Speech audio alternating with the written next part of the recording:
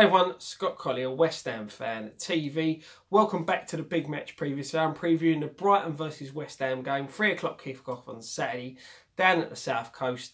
Another tough 6-pointer. You know, last time two sides met, Brighton run out 3-0 winners at the London Stadium.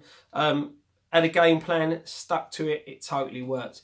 Obviously, that was a Bilic regime. This is now David Moyes, so it'll be interesting to see how we approach this game. Obviously, we have still got a lot of injury problems. We've also, along with releasing Sacco, we've let go Andre Ayew, Oxford and Martinez and Reece Burke have all gone back out on loan. So it's made the squad a lot thinner. Obviously, we brought in Mario, who got his first start in the Premier League against Palace. Looks a decent player.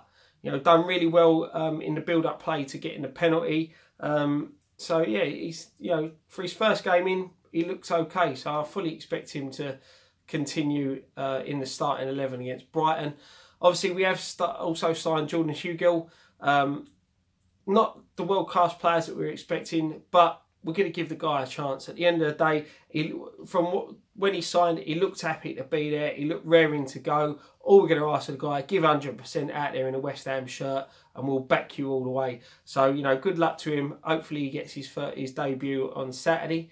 When we look into our run at the moment, obviously that draw against Palace was 6 games in the league unbeaten, 1 loss in our last 9. Brighton going into this one, unbeaten in their last 2 fixtures. They have got a very, very good record against teams in the bottom half of the league. I think they've only lost 3 out of 16 matches in a team's sort of 10th and below. So, you know, when you want to pick up points against the teams around you, that's what they seem to be doing. So that's quite a good record, something we need to be wary of. Obviously, they've only won 2 of their last 8 fixtures, and their last home game, I do believe, was a 4-0 defeat to Chelsea. I'll have to double check, I'm quite certain that one. So, you know, it's 2 different veins of form, but as I said, we have still got a lot of injuries and a lot of players missing. So, you know, it's going to be very interesting to see what we do in this one. I fully expect Brighton to line up a 4-4-1-1 formation. They're missing Stephen Sidwell as a long-term absentee. They've got a new signing. I do apologise if I pronounce this wrong. I think it's Lucada, something like that. Anyway, he's looking to make his debut in this one. They've also got Uella, I think the guy who used to play for Leicester. Again, apologise for the pronunciation. He's going to be pushing for a start in this one. So, you know, they've got some tough, they've got some good players there who will cause us problems. Obviously, I fully expect Glenn Murray to lead the line. Again, another player who's not got a bad record against us. You know, he scored in the 3-0 win at the London Stadium. He scored a couple of times previously against us when he played for Palace. So one to be wary of, especially at set pieces. He's a bit of a unit up top. So he'll be the one that they'll probably target for the corners and free kicks. So we need to be aware. Not watching some of the defending against Palace. Bonner gave Benteke a bit of too much space in the area for me. So he needs to make sure that we don't do that with Glenn Murray. Learn from the mistake we made in the first game at the London Stadium. You know, when we left him, if memory serves me correct, we left him sort of unmarked for a free header. And he's the worst player you want to be given that opportunity to. Sorry, dry throat. So yeah, so as I said, it's going to be a very interesting game. Will it be a classic? I very much doubt it, but we'll have to wait and see. As I said, transfer window slammed shut.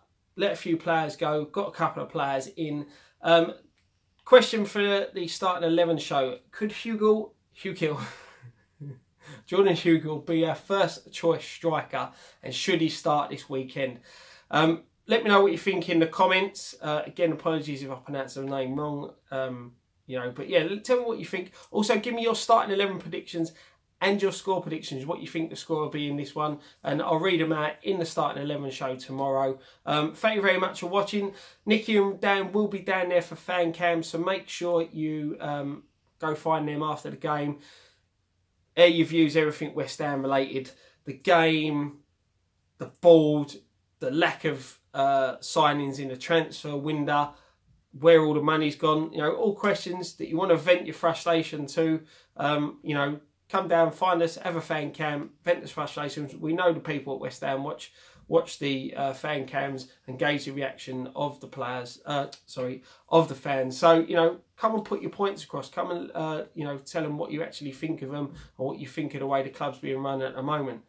Other than that, one thing left to say, come on, you irons.